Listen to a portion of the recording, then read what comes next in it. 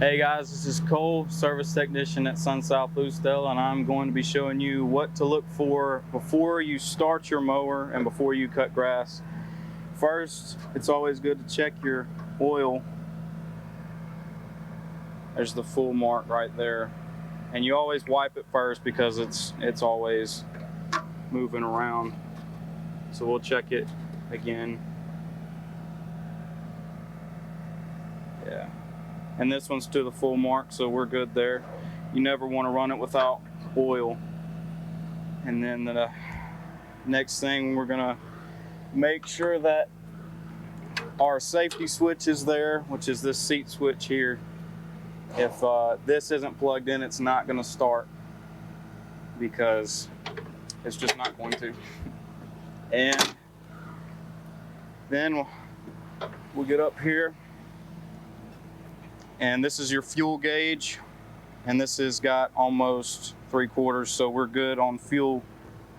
We're going to also make sure that the brake is engaged, because there's another safety switch here that if it's not engaged, it's not going to crank. So always make sure your brake's engaged. Then we can check the deck. We're gonna unlock it, and then we'll move it to, well,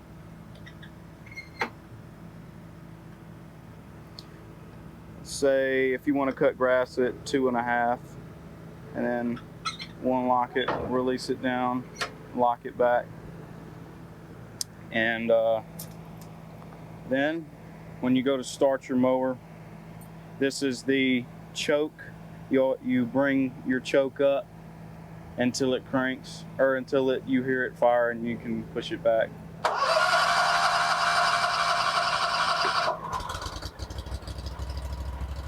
This is your throttle. And